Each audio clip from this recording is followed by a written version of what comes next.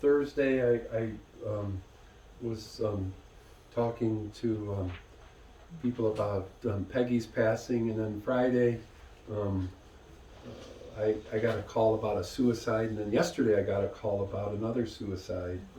And sometimes you wonder, where's God in all of this? And it's kind of interesting. And then as I was preparing my message this week, I'm thinking, has God lost the battle? Um, because that's a question a lot of people ask, and it fits into the text because we're beginning to look at Romans 11. We just finished with chapter 10 last week, and so the title of my sermon this morning is Has God Lost the Battle?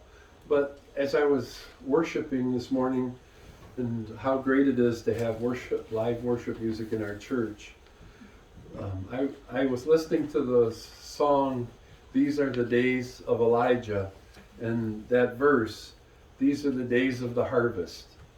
Let us not forget that this is harvest time, and these are the days of the harvest, and it's important to know. And we're in the most holy week of holy weeks in the whole church calendar. This is Resurrection Week, and but before you can have a resurrection, you have to have a crucifixion. And we're going to have a joint Alliance of Warren Evangelicals Good Friday service this coming Friday at 7 o'clock. This year it's going to be at Woodside, one of our brother or sister churches on Hoover, just the other side of north of 696. And 7 o'clock Friday evening, if you want to attend a Good Friday service, it'll be held at Woodside. And it'll be a good time to commemorate Good Friday and all that God has done for us.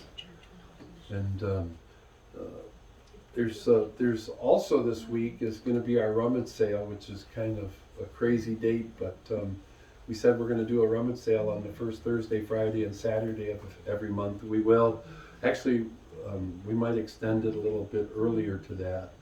We might start Tuesday or Wednesday, but if you can help us set up the rummage sale, if you can help us get the church ready for that.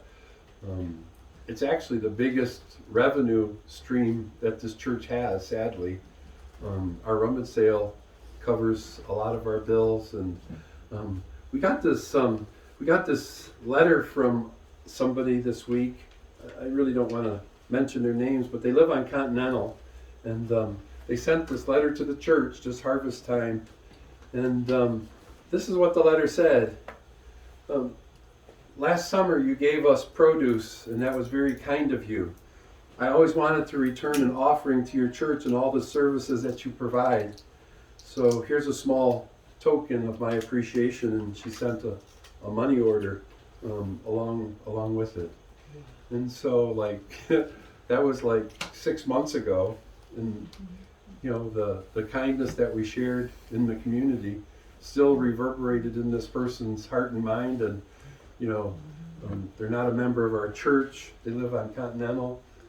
We blessed them in just a small, little, insignificant way, but to them it was significant enough to say, I wanted to give something back to your church. And it's funny because some people, and there's some people that are super faithful, so I'm not talking to you, but some people have been blessed by our church.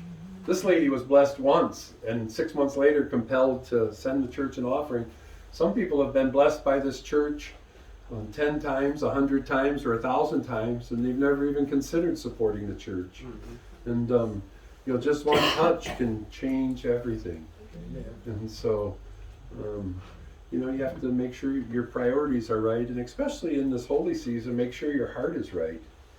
Your mind has to be right. Your heart has to be right, and it's just important that we get there. But these are the days of the harvest, and I'm anticipating great and mighty things in the days ahead, in the weeks ahead, in the months ahead, and in the years ahead. In September of this year, this church will celebrate its 30th anniversary as a church, and 30 consecutive years of ministry, 30 consecutive years of preaching the gospel, 30 consecutive years of helping the people in South Warren.